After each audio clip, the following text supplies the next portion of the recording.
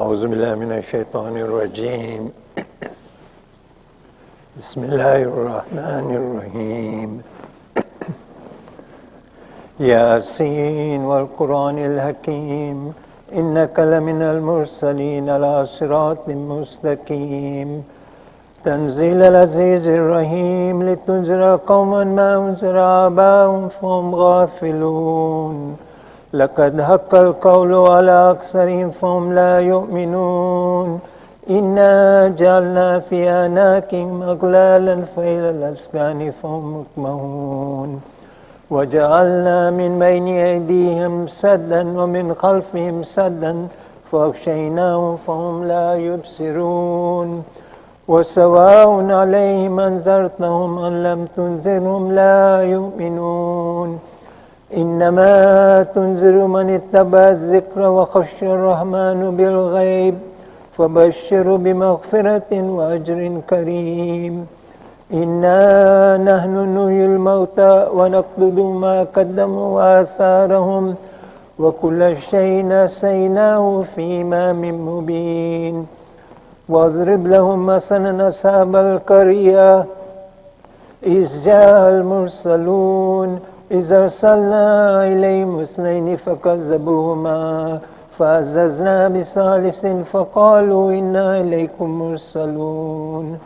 قالوا ما أنتم إلا بشر مثلنا وما أنزل الرحمن من شيء إن أنتم إلا تكذبون.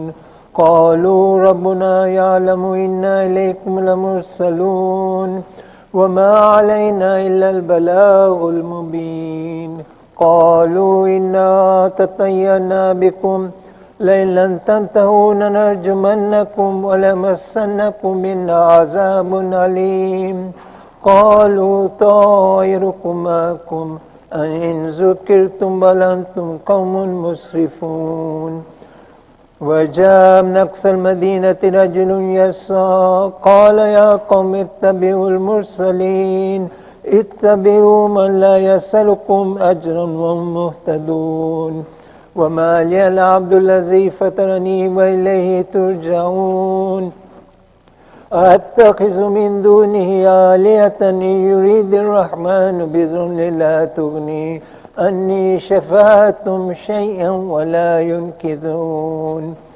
إني إذا لفي ضلال مبين. إني آمنت بربكم فاسمعون. قيل ادخل الجنة قال يا ليت قومي يعلمون بما غفر لي ربي وجعلني من المكرمين. وما أنزلنا على قومه من بعده من جند من السماء وما كنا منزلين. إن كانت إلا صيحة واحدة فإذا هم خامدون. يا ستنا للعباد ما يأتيهم من رسول إلا كانوا به يستهزئون. ألم يروا كما هلكنا قبلهم من القرون أنهم إليهم لا يرجعون. وإن كل لما جميع لدينا محضرون. وآية لهم الأرض الميتة أحييناها وأخرجنا منها حبا فمنه يأكلون. وجعلنا فيها جنات من نخيل وأعناب وفجرنا فيها من العيون ليأكلوا من ثمره وما عملت أيديهم أفلا يشكرون. سبحان الذي خلق الأزواج كلها مما تنبت الأرض من أنفسهم ومما لا يعلمون. وآية لهم الليل نسلخ منه نهارا فإذا هم مظلمون. والشمس تجري لمستقر لها ذلك تقدير العزيز العليم. والقمر قدرناه منازل حتى عاد كالعرجون القديم. لا الشمس ينبغي لها أن تدرك القمر والليل سابق النهار وكل في فلك يسبحون. وآية لهم أنا حملنا ذريتهم في الفلك المشحون وخلقنا لهم من مثله ما يركبون وإن نشاء نغرقهم فلا صريخ لهم ولا هم ينقذون إلا رحمة منا ومتاعا إلى حين وإذا قيل لهم اتقوا ما بين أيديكم وما خلفكم لعلكم ترحمون وما تأتيهم من آية من آيات ربهم إلا كانوا عنها مؤرزين وإذا قيل لهم انفقوا مما رزقكم الله قال الذين كفروا للذين آمنوا أنطعم من لم يشاء الله أطعمه إن أنتم إلا في ضلال مبين ويقولون متى هذا الوعد إن كنتم صادقين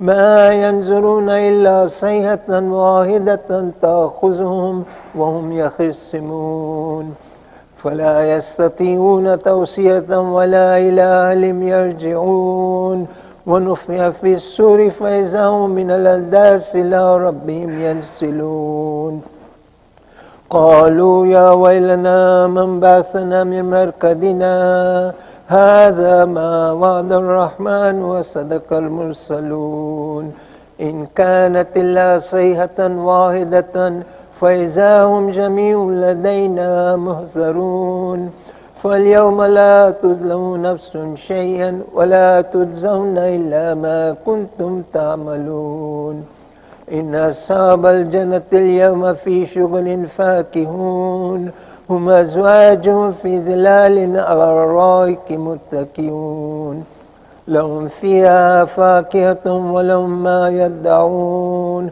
سلام قولا من رب رحيم وامتازوا اليوم أيها المجرمون ألم أهد إليكم يا بني آدم لا تعبدوا الشيطان إنه لكم عدو مبين وأن اعبدوني هذا صراط مستقيم ولقد أضل منكم جبلا كثيرا أفلم تكونوا تعقلون هذه جهنم التي كنتم توعدون اصلوها اليوم بما كنتم تكفرون اليوم نختم على أفواههم وتكلمنا أيديهم وتشهد أرجلهم بما كانوا يكسبون ولو نشاء لتمسنا على أعينهم فاستبقوا الصراط فأنى يبصرون ولو نشاء لمسخناهم على مكانتهم فما استطاعوا مضيا ولا يرجعون ومن نؤمره ننكس في الخلق أفلا يعقلون وما علمناه الشعر وما ينبغي له إن هو إلا ذكر وقرآن مبين لينذر من كان حيا ويحق القول على الكافرين أولم يروا أنا خلقنا لهم مما عملت أيدينا أنعاما فهم لها مالكون وظللناها لهم فمنها ركوبهم ومنها يأكلون ولهم فيها منافع ومشارب أفلا يشكرون واتخذوا من دون الله آلهة لعلهم ينصرون لا يستطيعون نصرهم وهم لهم جند محضرون فلا يحزنك قولهم إنا نعلم ما يسرون وما يعلنون أولم ير الإنسان أنا خلقناه من نطفة فإذا هو خصيم مبين وضرب لنا مثلا ونسي خلقا قال من يحيي العظام وهي رميم قل يحيي الذي أنشأ أول مرة وهو بكل خلق عليم الذي جعل لكم من الشجر الأخضر نارا فإذا أنتم منه توقدون أوليس الذي خلق السماوات والأرض بقادر على أن يخلق مثلهم بلى هو الخلاق العليم إنما أمره إذا أراد شيئا أن يقول له كن فيكون فسبحان الذي بيده ملكوت كل شيء وإليه ترجعون.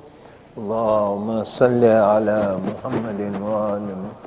آمنا بالله. صدق الله العلي العظيم. فاتحة.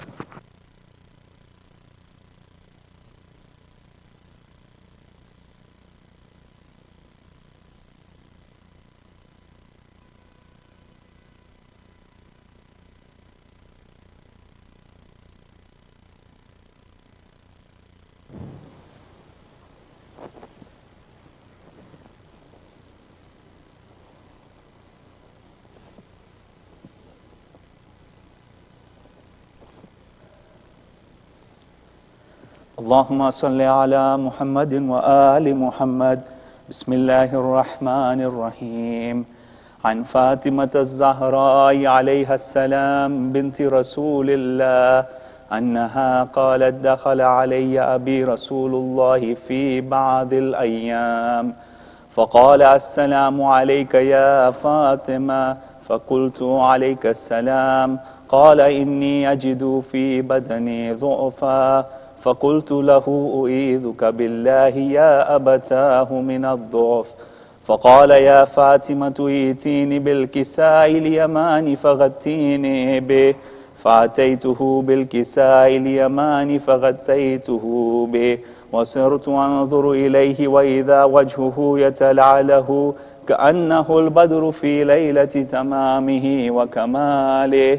وما كانت إلا ساعة وإذا بولدي الحسن قد أقبل وقال: السلام عليك يا أمه. فقلت: وعليك السلام يا قرة عيني وثمرة فؤادي. فقال: يا أمه إني أشم عندك رائحة طيبة كأنها رائحة جدي رسول الله. فقلت: نعم، إن جدك تحت الكساء. فأقبل الحسن نحو الكساء وقال: السلام عليك يا جداه يا رسول الله، أتعذن لي أن أدخل معك تحت الكساء؟ فقال: وعليك السلام يا ولدي ويا صاحب حوضي، قد أذنت لك. فدخل معه تحت الكساء. فما كانت إلا ساعة وإذا بولدي الحسين قد أقبل وقال: السلام عليك يا أمه. فقلت: وعليك السلام يا ولدي ويا قرة عيني وثمرة فؤادي. فقال لي: يا أماه إني أشم عندك رائحة طيبة كأنها رائحة جدي رسول الله. فقلت: نعم، إن جدك وأخاك تحت الكساء. فدنا الحسين نحو الكساء وقال: السلام عليك يا جداه، السلام عليك يا من اختاره الله، أتعذن لي أن أكون معكما تحت الكساء؟ فقال: وعليك السلام يا ولدي ويا شافي أمتي، قد أذنت لك. فدخل معهما تحت الكساء. فأقبل عند ذلك أبو الحسن علي بن أبي طالب وقال: السلام عليك يا بنت رسول الله. فقلت: وعليك السلام يا أبا الحسن ويا أمير المؤمنين. فقال: يا فاطمة إني أشم عندك رائحة طيبة كأنها رائحة أخي وابن عمي رسول الله. فقلت: نعم، ها هو ما ولديك تحت الكساء. فأقبل علي نحو الكساء وقال: السلام عليك يا رسول الله، أتعذن لي أن أكون معكم تحت الكساء؟ فقال: وعليك السلام يا أخي ويا وسي وخليفتي وصاحب لوائي، قد أذنت لك. فدخل علي تحت الكساء. ثم أتيت نحو الكساء وقلت: السلام عليك يا أبتاه يا رسول الله أتعذن لي أن أكون معكم تحت الكساء؟ فقال وعليك السلام يا بنتي ويا بضعتي قد أذنت لك. فدخلت تحت الكساء، فلما اكتملنا جميعا تحت الكساء أخذ أبي رسول الله بطرفي الكساء وأومى بيده اليمنى إلى السماء وقال اللهم إن هؤلاء أهل بيتي وخاصتي وحامتي، لحمهم لحمي ودمهم دمي، يؤلمني ما يؤلمهم ويحزنني ما يحزنهم. أنا حرب لمن حاربهم وسلم لمن سالمهم وعدو لمن عاداهم ومحب لمن أحبهم. إنهم مني وأنا منهم، فاجعل صلواتك وبركاتك ورحمتك وغفرانك ورضوانك علي وعليهم، وأذهب عنهم الرجس وطهرهم تطهيرا. فقال الله عز وجل يا ملائكتي ويا سكان السماوات إني ما خلقت سماء مبنيا ولا أرضا مدهيا ولا قمرا منيرا ولا شمسا مضيعا ولا فلكا يدور ولا بحرا يجري ولا فلكا يسري إلا في محبة هؤلاء الخمسة الذين هم تحت الكساء. فقال الأمين جبرائيل يا ربي ومن تحت الكساء؟ فقال عز وجل هم أهل بيت النبوة ومعدن الرسالة، هم فاطمة وأبوها وبعلها وبنوها.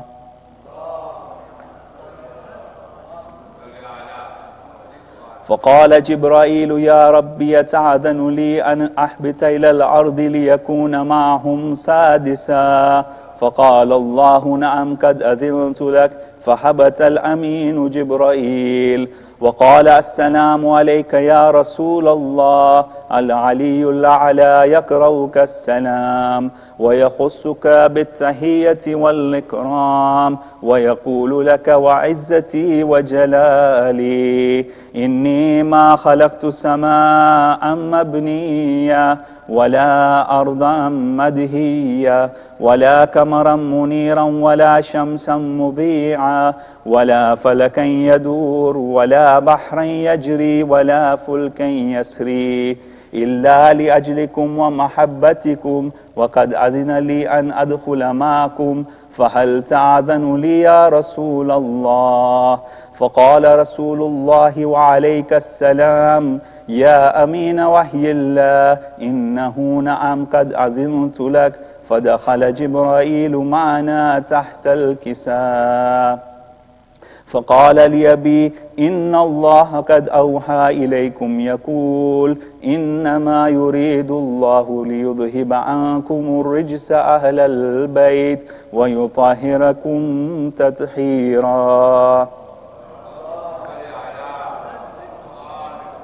فقال علي لأبي يا رسول الله أخبرني ما لجلوسنا هذا تحت الكساء من الفضل عند الله. فقال النبي صلى الله عليه وآله والذي بعثني بالحق نبيا واصطفاني بالرسالة نجيا ما ذكر خبرنا هذا في محفل من محافل أهل الأرض وفيه جمع من شيعتنا ومحبينا إلا ونزلت عليهم الرحمة وحفت بهم الملائكة واستغفرت لهم إلى أن يتفرقوا. فقال علي عليه السلام إذا والله فزنا وفاز شيعتنا ورب الكعبة. فقال أبي رسول الله صلى الله عليه وآله يا علي والذي بعثني بالحق نبيا واصطفاني بالرسالة نجيا ما ذكر خبرنا هذا في محفل من محافل أهل الأرض وفيه جمع من شيتنا ومحبينا وفيهم مهموم إلا وفرج الله هما ولا مغموم إلا وخشف الله غما ولا طالب حاجة إلا وقضى الله حاجتا فقال علي عليه السلام إذن والله فزنا وسعدنا وكذلك شيعتنا فازوا وسعدوا في الدنيا والآخرة ورب الكعبة اللهم صل على محمد وآل محمد الفاتحة.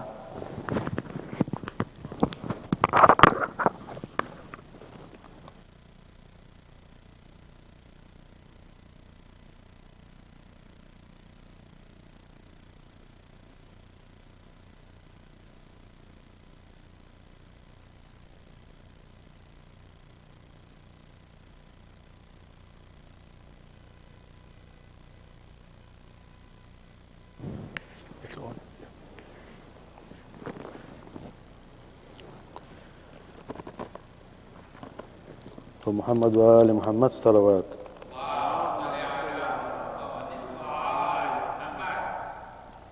Mu'mineen, Assalamu alaikum. First of all, I would like to wish you Khushali Mubarak on this joyous occasion of birth of our 11th Imam and the father of our present Imam al-Hujjat.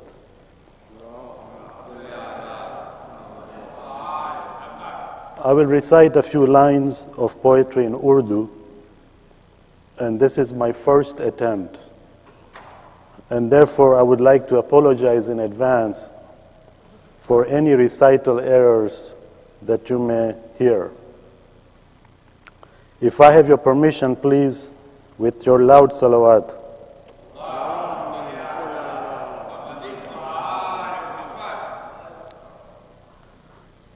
نہ خسروے کے لیے ہے نہ افسری کے لیے نہ خسروے کے لیے ہے نہ افسری کے لیے زبان وقف ہے بس مد ہے عسکری کے لیے زبان وقف ہے بس مد ہے عسکری کے لیے اگر نہ ملتی ہے نور عسکری کی زکوٰۃ اگر نہ ملتی ہے نور عسکری کی زکوٰۃ ترستے چاند ستارے بے روشنی کے لیے ترستے چاند ستارے بے روشنی کے لیے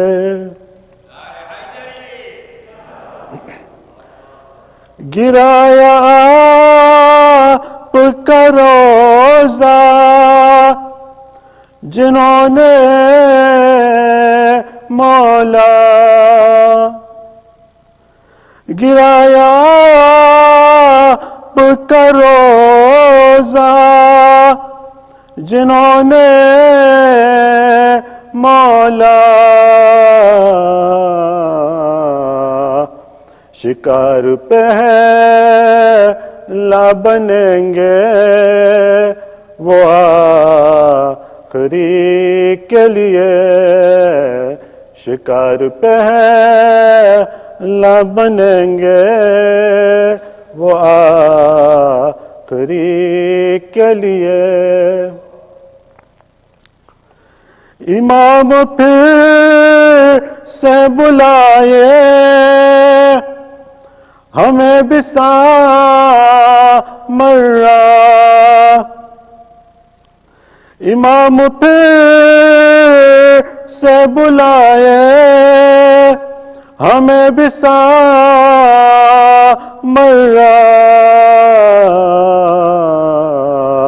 ترس رہی ہے جبھی کب سے بندگی کے لیے، ترس رہی ہے جبھی کب سے بندگی کے لیے۔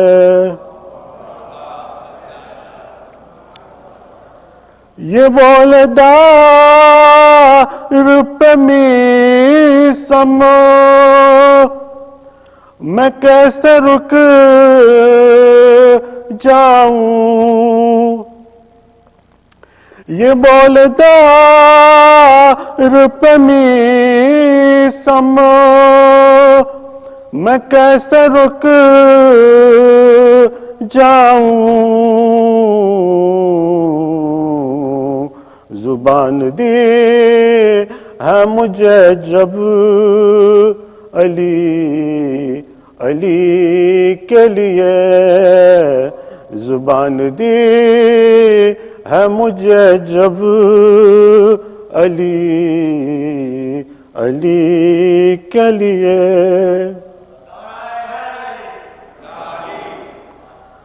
ہمیں فخر کہ ہم ان کے در کے نوکر ہیں، ہمیں فخر کہ ہم ان کے در کے نوکر ہیں،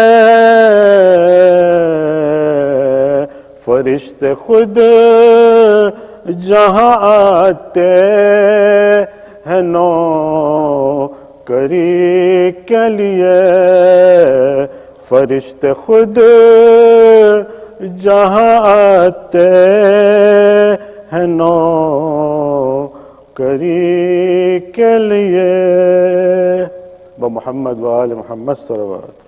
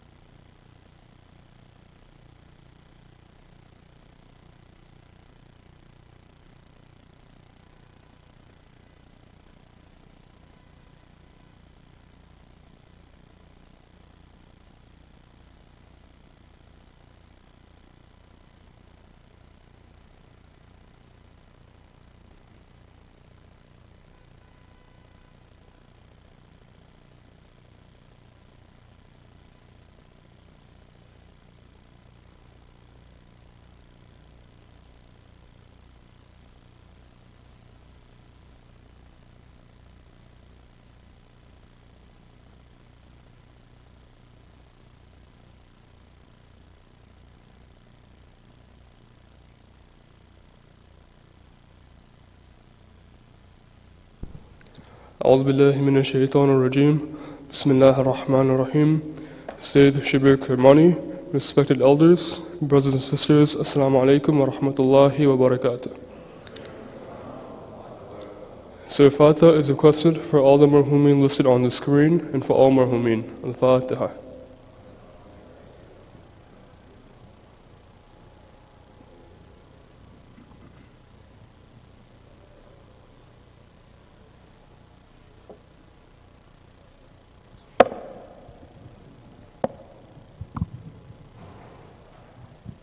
Ayyamun Yujibu is requested for the names listed on the screen and for all those in need here and elsewhere.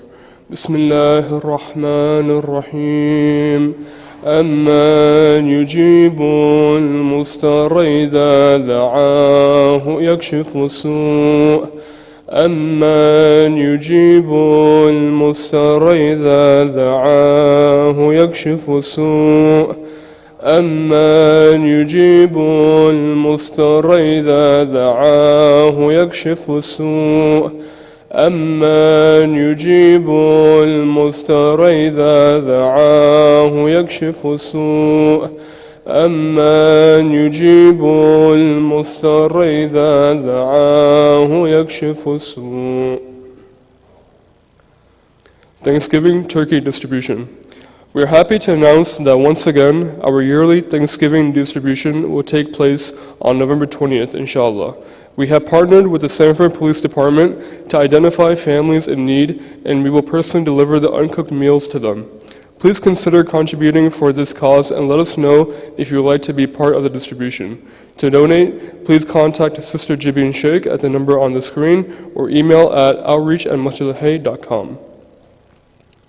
Muslim Youth Business Expo.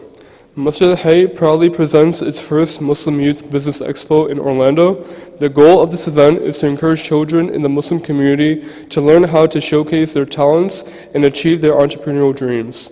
The Muslim Youth Business Expo is geared towards kids between the ages of 8 and 18 who run a small business or would like to start a business of their own. Participants will get an opportunity to learn and see from other young business owners who are out to set their own mark in the business world. For more questions or more information, please contact the events team at events@masjidhayy.org. Khums Ijaza. We wish to inform you that we continue to have official authorization to collect khums dues to be used fully towards the running and maintenance of Masjid Hayy. You may fulfill your obligated religious dues by generously supporting Masjid Hayy. More details are listed on the screen. At this time, I would like to invite Sayyid Shabbir to recite tonight's Majlis with a loud salawat ala Muhammad wa ali Muhammad.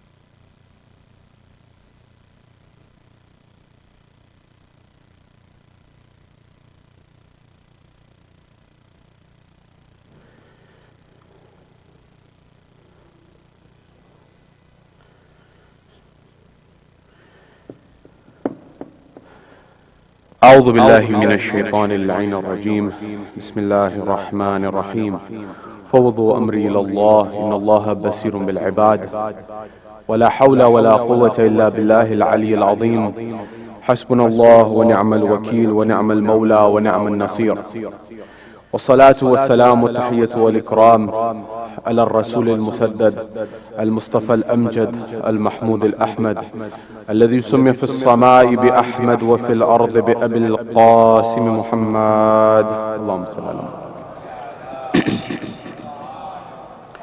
وعلى أهل بيت الطيبين الطاهرين المعصومين المظلومين المنتجبين الذين أذهب الله عنهم الرجس وطهرهم تطهيرا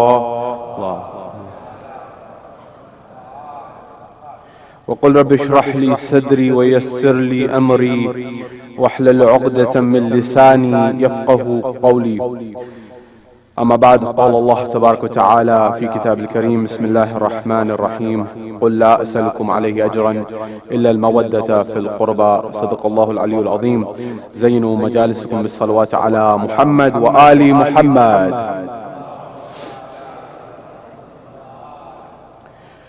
My respected elders, brothers and sisters in Iman here in Florida, across the globe, wherever you're hearing my voice, Salamun alaikum jami'an wa rahmatullahi wa barakatuh.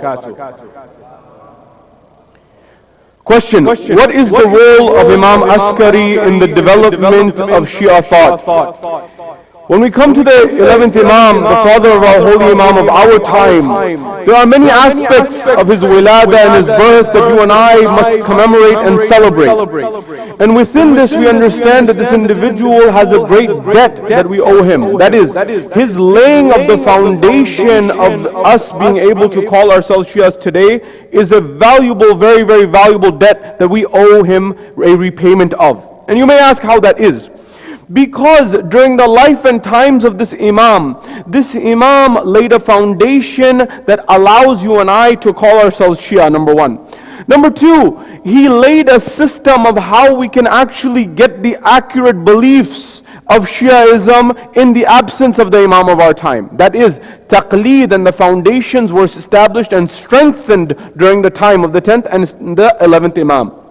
Therefore, when we come to the life and times of the Imam and this commemoration of the father of the Imam of our time, we must also look at and understand how this Imam gives us blessings in our lives. In this conversation that we'll come with tonight, in the brief moments that we have together, we'll look at a few things. That is, we will look at what were the circumstances around the Imam, and how does this Imam alayhi salam give us guidance, and what did he do for us to be able to call ourselves Shias today? What were the circumstances in terms of this Imam? As in, was he the eldest sibling? Was he the eldest son of the 10th Imam or not? And if not, who was the eldest son? And what was the role of that particular son, for example, in this vision of Imamat? At the third level, what does this Imam tell us about economics, and how can he solve our economic problems, especially in a world in which you and I exist, where economic issues and problems are rising due to inflation and other factors that we're facing? What does this Imam tell us about this, and what guidance and help does he give us in this difficult time, about how to help each other and help others, and through that help, how do we get help in our own lives? At the fourth level, how did this Imam establish his Imamat in a circumstance where there was much confusion about the Imamat and who will be the Imam and what will go on during this time in this era? And finally, we will celebrate in honor of the Imam and the father of the Imam of our time and the 11th Imam, and just say a few words with that regard to conclude. This is our agenda for the brief moments that we have together. Wherever you are, here in Florida or across the globe, send us salawat on Muhammad wa ali Muhammad. Allahumma salli ala. At the first level, the 11th Imam lived a life on this planet which was approximately 28 years, according to the narrations, in terms of how long he lived. 232 is when he was born, and 260 is when he left this world in the Hijri calendar. This Imam had a short life, relatively speaking, and many of the Imams of the later times, we don't have as much information about them. However, there are some narrations that are not told as much, and I want to share some of those tonight with you, because they give us some very valuable guidance, particularly in this era, in this time, with respect to what is the role and position of the Imam and also the importance of the Imam. Why? Because remember, Islam is a complete and comprehensive way of life. That is, we are not simply followers of Imams for the sake of them being Imams. We follow them because they are God's divine representatives on earth, but also they have come with systems which help solve the problems that we have in our eras. And you may ask why and how, and I will explain in a few moments where these solutions come into the picture. Before we get there, one thing that's very important to note and highlight is, what is the common thread? And I remind you this, I've mentioned this to you before, I'm reminding you again to understand the importance of this. What is the common thread of all of the Imams? And we said the common thread in terms of all of the Imams was Hifzud Deen wa Hifzud Dima, preserving the Deen and preserving Dima, meaning blood. Blood of who? Blood of the followers of the Deen. So they were trying to preserve the religion and the faith, all of the Imams, and they also were trying to preserve the lives of the people who are following the faith. And every Imam had a different approach to the same goal. Some Imams, for example, did a peace treaty. Some Imams went to the battlefield. Some Imams used du'as. Some Imams used the University of Medina. Some Imams used other methods in order to do the same and accomplish the same goals. Similarly, Imam al-Askari alayhi salam is that individual who solved many of these problems in a particular manner. First and foremost, by laying the foundation of what would become taqleed and establishing that. During the 10th Imam's time, it had already begun. But this 11th Imam strengthened it further. We'll come to see in a moment how he did that. At the second level, one thing that we must know is that the elder son of the 10th Imam, the elder brother of our 11th Imam, whose name was Muhammad, has a very important role here. Many of us, when we go to the ziyarah in Balad of Sayyid Muhammad, who is the elder brother of the 11th Imam, and if the narration says, if you have any difficult hajat, especially if you are in need of children, this is a optimal place for you and I to go and do a mannat or a hajat there through the tawassul of this Imam, who was killed brutally. Because at first people were thinking, they were preparing for the 12th Imam's arrival, that is the Abbasids, who were against the Imams. And they said, we must finish off this line and lineage. And therefore they were targeting Muhammad, or Sayyid Muhammad, the elder brother. And to the point that they poisoned and they killed him. Then at that point in time, because some people had the belief, although this is not always true, if you take the example of the 7th Imam, it's not necessarily the eldest son is always the Imam. And there's numerous examples of this. Imam Hussein alayhi salam, Imam al-Kadhim alayhi salam, and Imam al-Askari alayhi salam. But then when this environment emerged, the Imam had to establish and prove his imamat. And he did this in a number of ways, using karamat for people to understand the importance of this Imam. Now when we mention karamat in the miracles of the Imams, there's 2 or 3 elements of this. One is to prove the imamat. Number 2 is also to understand you and I have a gateway to solve some of our most difficult problems. Not only at that time, but in this era and this time. The Imam established his imamat in a number of ways. For example, how? A narration says that a group of believers went to visit the Imam in Samarra, or Surraman Ra'a. Surraman Ra'a meaning a joy or a beauty to the eyes. A joy to the eyes. That is where the Imam was stationed. At that point in time, a group went to visit the Imam, Imam Askari alayhi salam. When they went to visit Imam Askari alayhi salam and they got there, according to the narrations, the Imam was just leaving his house. And when the visits or desires, maybe you can use that term, the pilgrims who wanted to see the Imam, they said we shouldn't trouble the Imam when he's just leaving his house, he must be doing something very important. So at that point in time, when this came forward, they said, okay, let's wait until the Imam comes back. When the Imam alayhi salam came back, according to the narrations, the Imam was not wearing his amama, which he would typically wear. The Imam was rather wearing a hat, a kufik hat, as you know, which many people wear under the amama. The Imam was wearing this. When he came back, he said, Salamu alaikum wa alaikum assalam. He greeted the zawara, the people who came to visit him. At that point in time, the people who were there, they noticed that the Imam removed his cap, he swiped his hand, the other hand through his hair, and he put his cap back on and he smiled at one of the people who was there.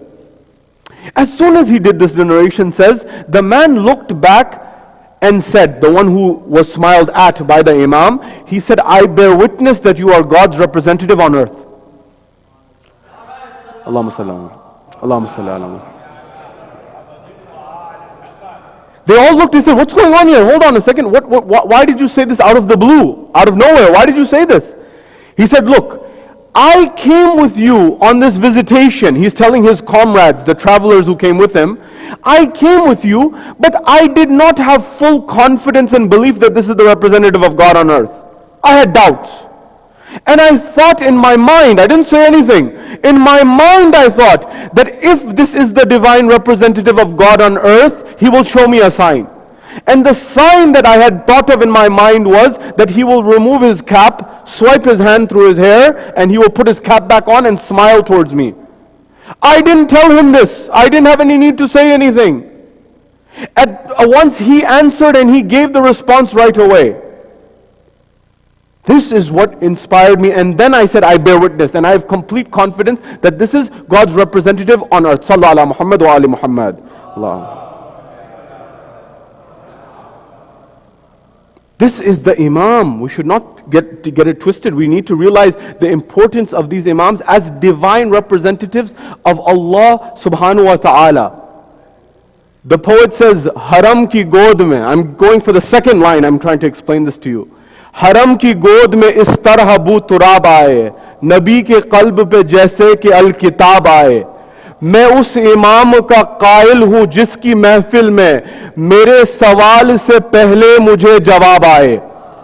The poet says that I'm the follower of that Imam who before I ask my question to him, he gives me the answer before I even ask him. That's why we follow. First level. The Imam established his imamat through these karamat, so no one had any doubts that he was definitely the Imam after the 10th Imam, number one. Number two, at the second level, this Imam gives us some very important guidance that we can apply in our world. You may say, well, how? How is that possible? Allow me to explain. If you remembered what we discussed on the Jum'ah khutbah, we discussed this idea of our world and what's going on. One of the problems we're facing is heavy inflation. Inflation meaning the buying power, the dollar power of what you can buy with $1 is getting less and less and less. You know this. Things are getting more expensive and their purchasing power is getting weaker. And some people are struggling. And many people are struggling, in fact. And they're saying that this is going to get worse. What do we do in this environment? What do we do in this scenario? What are those people who are able to help others? What are they supposed to do? And what are those people who are on the receiving end? What are they supposed to do? Because this is a two-way relationship. This is very important to understand. Islam is a realistic, practical system of how to live life. It is not a religion that is just something that is up in the air in the clouds. It's a religion that is of the ground in the world that we're living in. Allow me to explain how. A man comes to the Imam. He's in Imam al-Askari. This is the time of the 11th Imam. The Imam is in the city, in Samarra. This man, he comes towards the Imam and he says, Yabna Rasulillah. He says, look, Yabna Rasulullah, I am in poverty. I'm in abject poverty. I'm in a very difficult situation. Look at the balance of the Ahlul Bayt. Don't derive any conclusion until we've completed the narration. He says, Yabna Rasulillah. He says to the 11th Imam, look, I'm in abject poverty.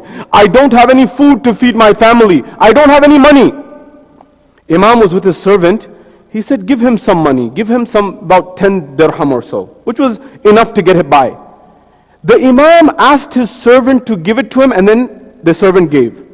When the servant gave, the Imam looked at it. Now look, this is a divine representative of Allah, but look at the message he's saying.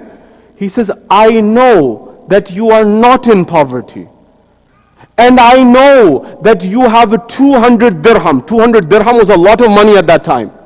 He says, I know that you have 200 dirham which you have saved and you have not told anyone about. He says that 200 dirham which you are trying to live your life off of other people. He said that 200 dirham that you have and you've saved on the side and not told anyone about, and you're telling people you are living in poverty, that money will not be of any avail to you. It will not come to your benefit. The man says, I went back home.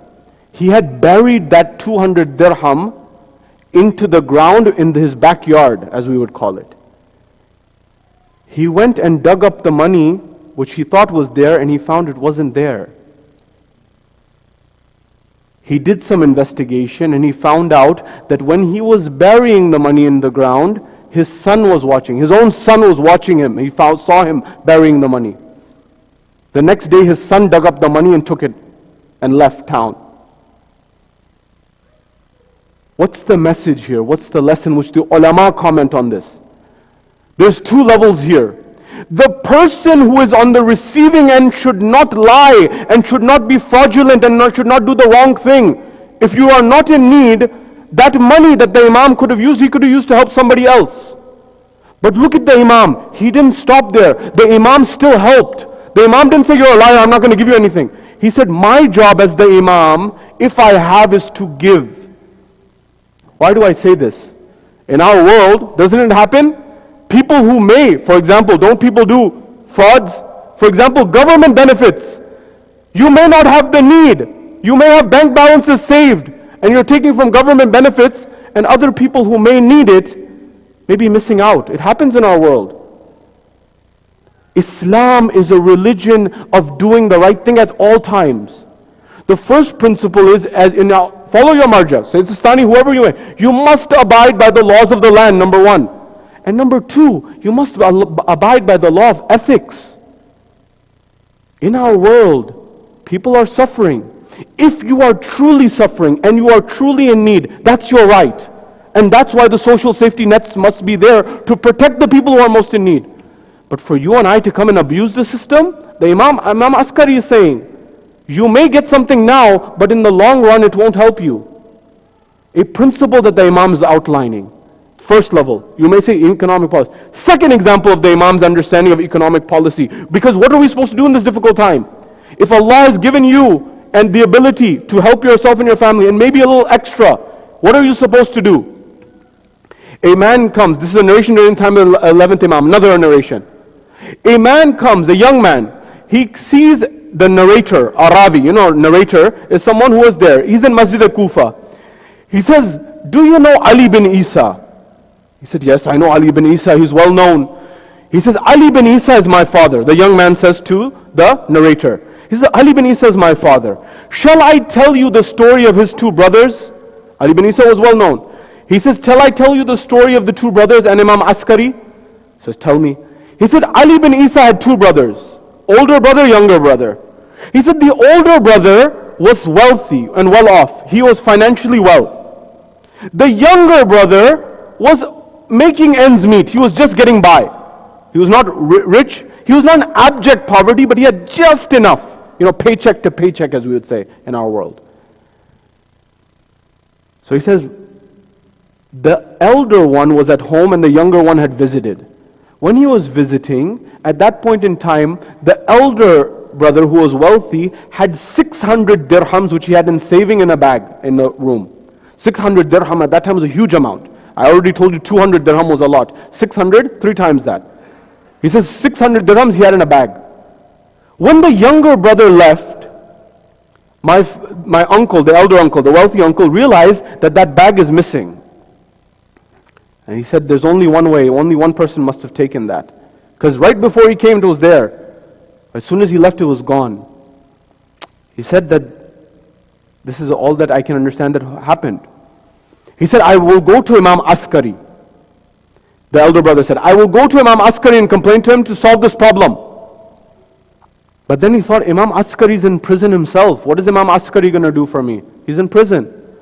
So he said, I will go to the wazir and the minister of the ruler of the time, the Abbasid ruler, the minister that's appointed by the Abbasid rulers. I'll go to visit him. He'll solve my problem and get me justice. So he went to the minister's office or his house or wherever he was. And when he went there, he said he was playing chess. You know chess? They used to play at that time. And chess would go on for days until somebody won. So he's playing in his office, he's playing chess. So he can't be bothered, he can't be disturbed. As soon as he noticed this, he said, this is not going to solve my problem. He was ready to leave that minister's place. As soon as he was ready to leave, Imam Askari's servant comes. He says, Imam Askari has called you. He said, very well. He went. When he went towards Imam Askari, he said, Assalamu alaikum wa alaikum assalam. So, Ibn Rasulullah, you called me? He said, yes. He said, last night you made the intention that you will come to me for me to help solve your problem. He said, Ibn Rasulullah, how did you know? He said, I'm the Imam. He said, but you didn't. You decided rather to go to the minister of the Abbasid rulers. He said, yes. He said, look, I have the solution for your problem. You won't get it there.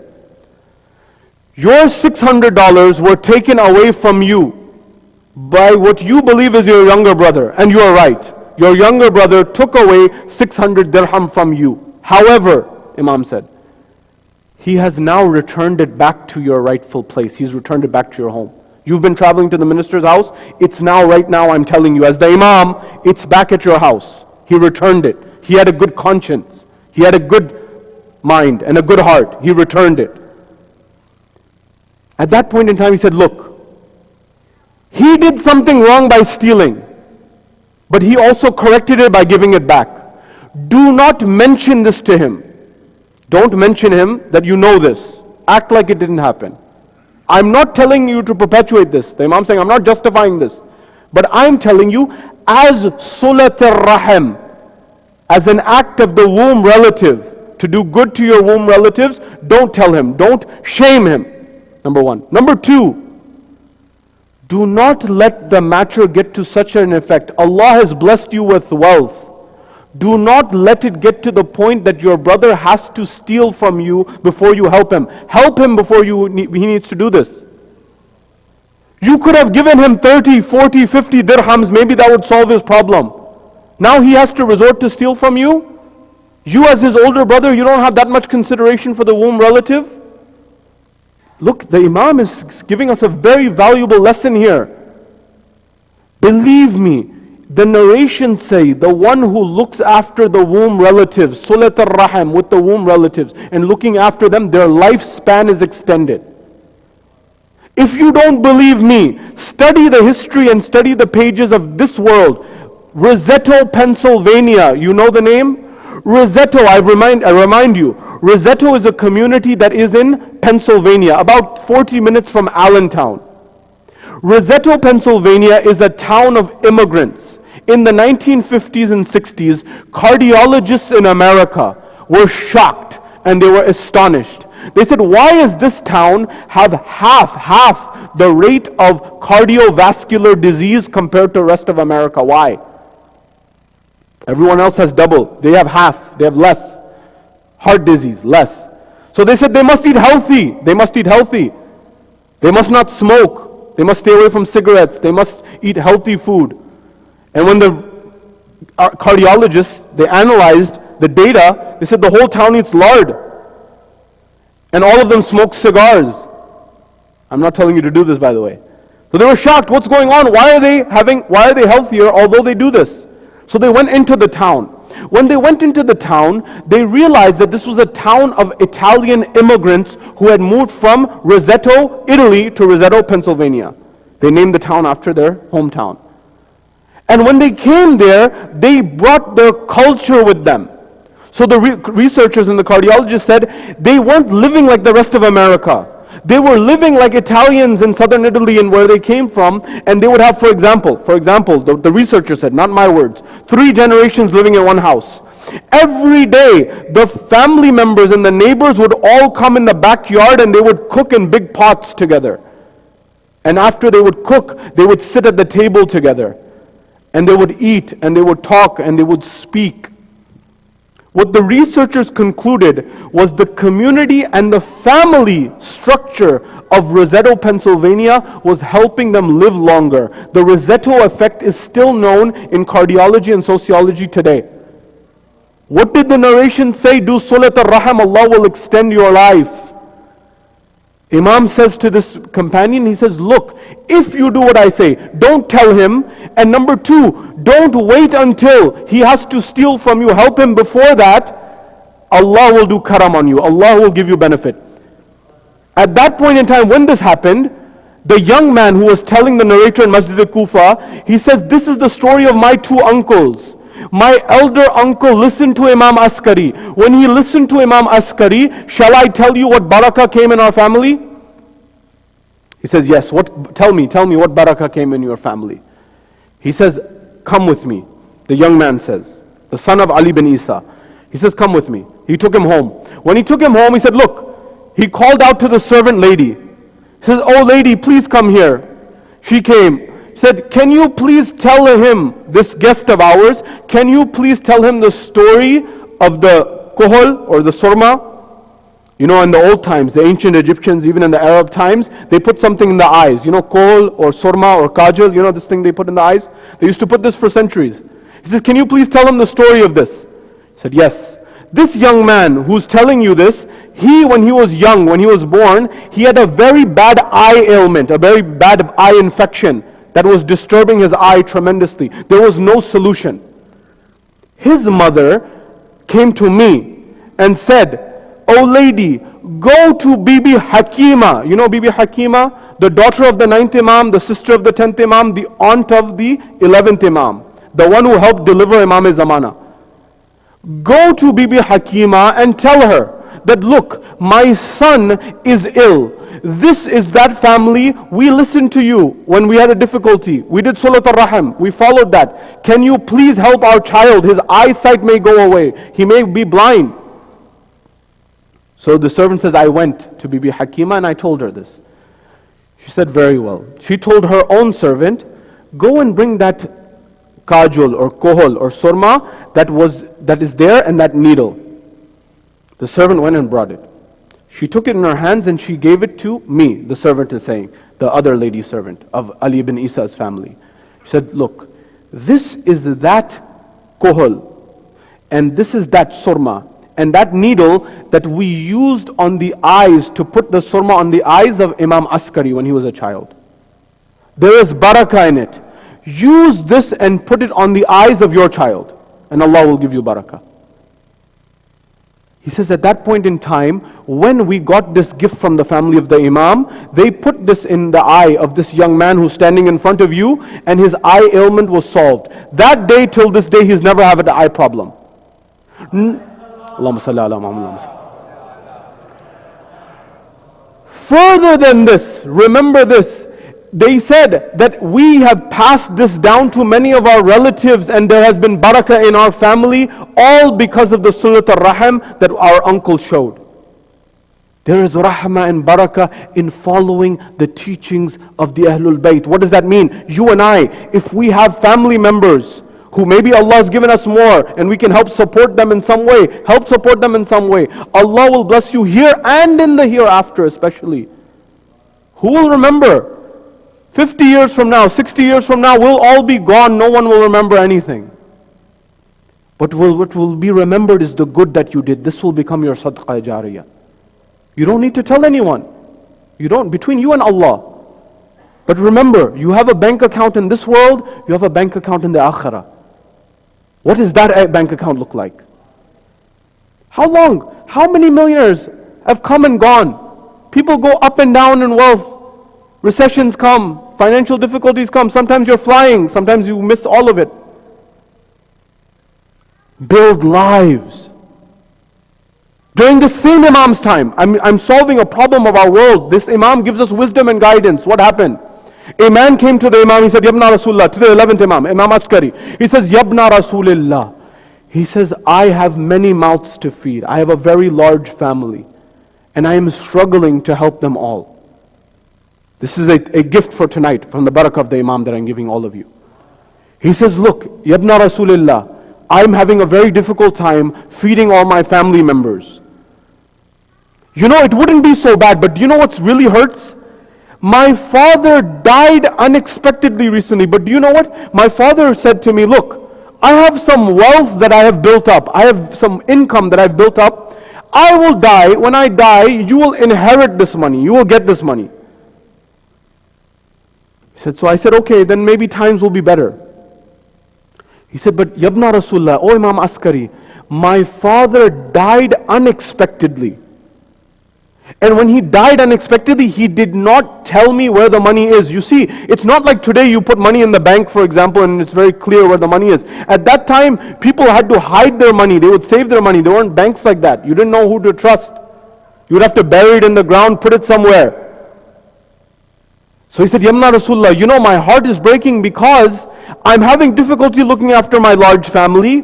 But on top of that, I know there is some money that belongs to me that my father left in inheritance, but I don't know where it is. Imagine, you have like, don't play the lottery, but imagine you have a winning lottery ticket and you forgot where to put it, where you put it, and it won. You're going to be going crazy trying to find where it is. Similarly, he knows that he has the money, or the income that his father's left for him, but he just has not been told where it is. Now here's the gift. Imam Askari said very well, I am telling you what is the solution to your problems. He says, after Salatul Isha, after the Nawafil of Salatul Isha, recite 100 times. This is not an impossible amal. He says, recite 100 times Salawat ala Muhammad wa ali Muhammad.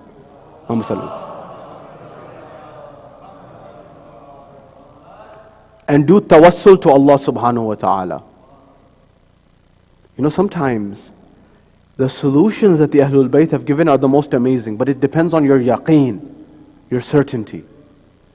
The man said, I was in a dire situation, I listened to the Imam, I believed the Imam, and I said this will happen. So after Salatul Isha, after the Nawafil of Salatul Isha, then I did this amal with sincerity, 100 times, Salawat on Muhammad wa ali Muhammad. And then he says, that night I saw my father in a dream. And he said, my son, Allah has given me the permission to interact with you by this amal.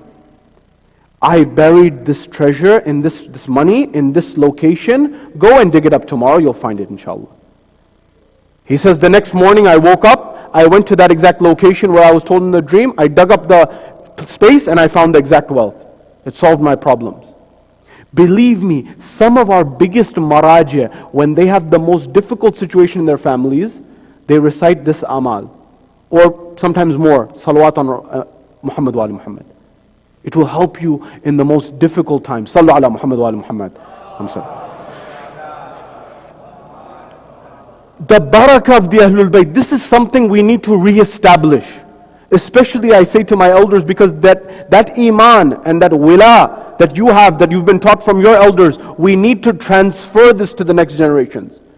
The miracles of the Ahlul Bayt are not only, although there's tremendous benefit in the ziyarah, in Karbala, in Najaf, and Samarra, and the places. There's no doubt about it. Sayyid Muhammad, ask me. No, don't ask me. Ask the ones in your neighborhoods about what has happened in Balad and how people's problems have been solved. You don't have to go very far. There's people in your own neighborhoods that you know better than I do what's happened. There's a power in the Ahlul Bayt that we need people to understand. A man comes to Imam al-Askari, he says, Yabna Rasulillah. He narrates, he says that he had 3 questions because people were preparing for the reappearance and for the 12th Imam. So this preparation was going on. So he said, I wrote a letter and I sent it to the Imam with a few questions that I had. So what were these questions? He said, for example, I wanted to know when will the Zahur of the Imam be, the 12th Imam, when will his reappearance be, for example. Number 2, where will his office be? Where will be his head office? Where will his office be? He says, number 3, I wanted to know how will he make his verdicts, his decisions. You know, as the ruler, how will he make his verdicts and his decisions? Will he use witnesses? Will he make his own decisions? What will he use? And he said, there was a 4th question that I had. And that question was, my daughter, the narrator is saying, my daughter was suffering from a very severe fever. One day on, one day off. One day on, one day off. It was not going away. The fever was not going away. And I said that I will ask this question to the Imam. He said, I forgot to write this question. I forgot to write the 4th question. And I sent the letter away to the Imam. He said, at that point in time, I received a response from the Imam in a letter form. The response came, number 1, with respect to when will be the Zuhur of the 12th Imam, when will be his reappearance, he says, no one knows except Allah subhanahu wa ta'ala. Even our narrations say, even the 12th Imam doesn't know when his reappearance will be. It's from the secrets of Allah subhanahu wa ta'ala. Number 1. So number 2, where will his office be? According to this narration, the answer came back from the 11th Imam, it will be in Masjid al-Kufa. At the 3rd level, he said, how will he make his decisions? The Imam, the 11th Imam responded, he said, he will make his decisions like Dawood made his decisions from the ilm and the knowledge of prophethood. This Imam, the 12th Imam, will make his decisions with the knowledge of imamat instead of prophethood. Why do I say this? Because the Prophet Dawood, which I mentioned, if you remember in the Jum'ah Salah, Dawood, Allah, the big test that He gave Dawood, He gave a few, but He made him an honest, trustworthy judge over the people. And to be an honest, trustworthy judge, he had to deal with a lot from Banu Israel, the narration say. They used to slander him. They used to put bahtan on him. And the weight and the pressure took away from his life. Adam gave his portion of his life to Dawood to extend his life. But the weight and the pressure of being an honest judge is very difficult. Imam Amir al-Mu'mineen was also a judge. But Imam Ali had the knowledge of imamat, but even though that he had that knowledge, he didn't utilize it until it was needed. He would use witnesses. Sallu ala Muhammad wa ala Muhammad. During the time of Imam Ali, if the witness corroborated what was being said, then the Imam would make a decision based on that. Otherwise, he would not use the imamat unless it was absolutely necessary. But the narration says, Imam Zaman, the 12th Imam, he will make verdicts on the basis of the knowledge of imamat. The same way Dawood used and made the decisions on the basis of its prophethood. And then the 4th part, the narration says, the 4th part, Imam Askari answered his question. He said, you forgot to write your 4th question. And I am giving you the answer of your 4th question. You wanted to ask, your daughter is ill. What is the cure? She has a fever that's not going away. This is a gift, another gift, the 2nd gift of tonight that I'm giving you from the Imam's narration. He says, your daughter, in addition to the medical and all these things, but the Imam says, write on a piece of paper the following and put it around her neck. What? Ya naru kuni bardan wa salamun ala Ibrahim. O fire, become cool on Ibrahim. When the fire of Namrud was built, at that point in time, according to the narrations, Allah subhanahu wa ta'ala, Ibrahim is going and he's being thrown and catapulted towards the fire of Namrud. Jibreel descends and he says, Ibrahim, do you need help? Do you need assistance? Look at the tawakkul of this prophet. He says, yes, but not from you, from Allah subhanahu wa ta'ala. And Allah decreed, O fire, become cool on Ibrahim. In that same environment, I remind you, never forget, there was a small little bird that was flicking it was taking some water in its beak and it was flicking it towards the fire. All the other creations of Allah, the animals said, oh little bird, you are flicking this little bit of water onto this flame that is huge of Namrud. What is it going to do? He looks back and he says, God, Allah will not ask me if I put out the fire. He will ask me, what did I do to try to do what was in my ability to decrease the fire? If you flip this on its head, you may not have the biggest bank balance, but maybe you can help people in this economic difficulty. Perhaps, one example. But there's an opposite of this bird. There may have been other creations and creatures. If you flip this and reverse engineer it, there may have been other creatures who maybe they did a little thing to make the fire bigger. They will also be accountable. You and I need to realize every atom, the Quran says, whether small or big, will be accountable on the Day of Judgment. And any good that you do in this life will benefit you, for others and for those that you love. This is the message that we get from the life. Imam gave the solution, right? Ya naru kuni bardan wa salamun ala Ibrahim, around the neck, on a piece of paper, and put it around the neck, and it will solve the problems that you're facing. These Imams, whether it's Imam Askari or the other Imams, these are a rahmah. Never forget, Imamat comes from the principle of qaidatul lutf. Lutf means grace of Allah subhanahu wa ta'ala. Allah created these Imams out of grace for you and I to guide us in the most difficult and dire times. And through the tawassul of the Imam and the salawat on the family, you will solve problems that you never imagined. But trust and have the certainty. We ask Allah subhanahu wa ta'ala to bless this holy gathering. We ask Allah subhanahu wa ta'ala to allow us to be true followers of the 11th Imam and the Imam of our time. We ask Allah subhanahu wa ta'ala, anyone who's suffering from any illness, COVID or otherwise, Ya Allah, alleviate their suffering in this night. Ya Allah, anyone who has a financial difficulty, Ya Allah, grant them deliverance from this financial difficulty in this night or any other difficulty. And Ya Allah, hasten the reappearance of Imam Sahib al-Asr wal-Zaman and allow us to be amongst his companions when he returns. وآخر الدعوانا الحمد لله رب العالمين صلوا على محمد وآل محمد.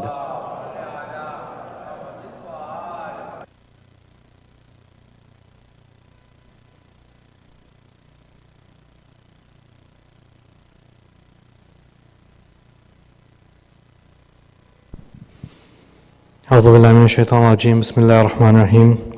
Sayyid Shabbir Kirmani, respected elders, brothers and sisters, Assalamu alaikum wa rahmatullahi wa barakatuh. On behalf of us all at Masjid al-Hayy, I'd like to extend a joyous greeting on the blessed occasion on the birth of the father of our living Imam, Imam Hasan al-Askari alayhi salam. Allahumma salli. May Allah shower you all and your families with mercy, happiness, good health, and prosperity for years to come, inshallah. On this auspicious night, we are also pleased to announce the following engagement. Brother Riza Ali Manji, son of Rizwan and Praveen Manji of Orlando, to Sister Sayyida Musa, daughter of Mehboob and Siddiqa Musa of Vancouver, Canada. Salawat ala Muhammad wa ala Muhammad. On behalf of the entire community, we wish the newly engaged couple much blessings and success. Inshallah, we pray for them for their coming nuptials. Salawat ala Muhammad wa ali Muhammad.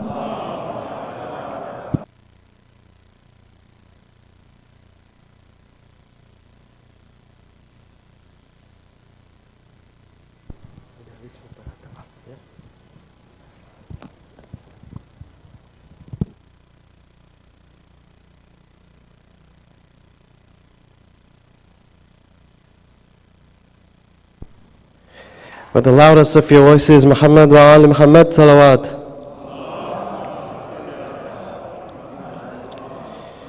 Brothers, sisters, assalamu alaikum and Kushal Mubarak. A few lines on the Shairi, and then we'll do a small qasida for 12th Imam.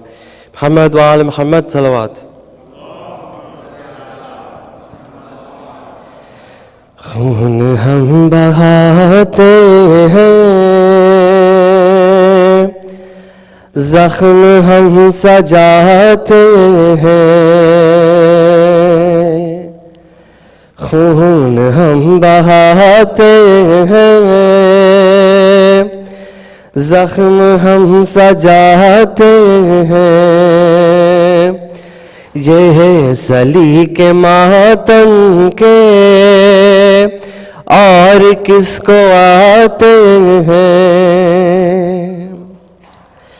روز بری پہاتی ہے مجلس زمانے میں، روز بری پہاتی ہے مجلس زمانے میں، ہم تو باغ جنت میں روز آتے جاتے ہیں،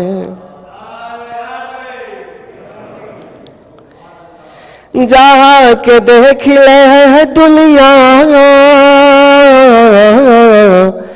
آج بھی جلوسوں میں، جہاں کے دیکھ لے دنیا آج بھی جلوسوں میں، ان کے سر نہیں جھکتے جو علم اٹھاتے ہیں، ان کے سر نہیں جھکتے جو علم اٹھاتے ہیں، جائے چاندی پہ ہم کیوں، ہم تو ان کے نوکر ہیں، جائے چاندی پہ ہم کیوں، ہم تو ان کے نوکر ہیں، چاند تارے خود جن کے در پہ آتے جاتے ہیں، چاند تارے خود جن کے در پہ آتے جاتے ہیں۔ سنت تم مگر کرو ماتم تم بھی سیکھ جاؤ گے، تم مگر کرو ماتم تم بھی سیکھ جاؤ گے، بخششوں کا دروازہ کیسے کھٹکھٹاتے ہیں، بخششوں کے دروازہ کیسے کھٹکھٹاتے ہیں، شیخ جی سبب کیا ہے ہر رجب کی تیرا کو سب خوشی مناتے ہیں، آپ بلبلاتے ہیں، سب خوشی مناتے ہیں، آپ بلبلاتے ہیں۔ محمد وعلی محمد صلوات۔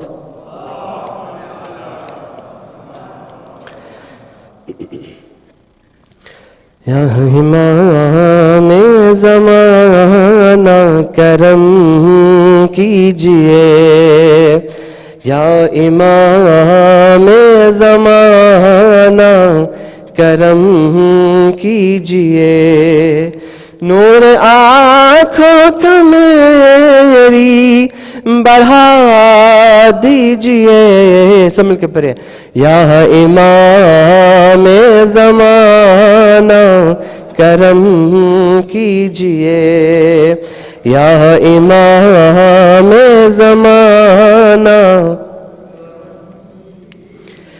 گہری کے در پہ کیوں جائے فریاد کو آپ سے پہ سلامت ہو امداد کو مانگنے کا سلیقہ بتا دیجئے یا امام زمانہ کرم کیجئے یا امام زمانہ جس غریب آپ کی دید ہو جائے گی در حقیقت بڑی عید ہو جائے گی زندگی میں وہ دن بھی دکھا دیجئے یا امام زمانہ کرم کیجئے یا امام زمانہ کرم کیجئے محمد وعلی محمد صلوات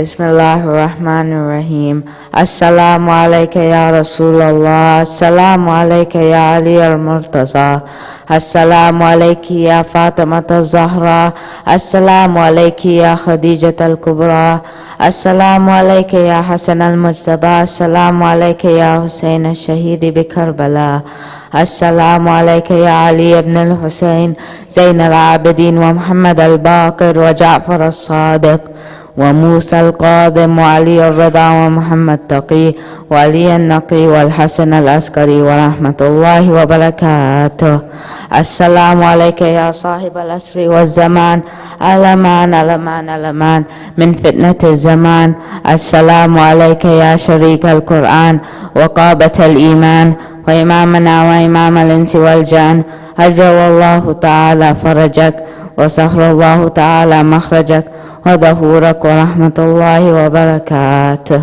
بسم الله الرحمن الرحيم اللهم كن لوليك حجة ابن الحسن صلواتك عليه وعلى آبائه في هذه الساعة وفي كل الساعة وليا وحافظا وقائدا وناصرا ودليلا وعينا حتى تسكنه أرضك توعا وتمتعه فيها طويلا.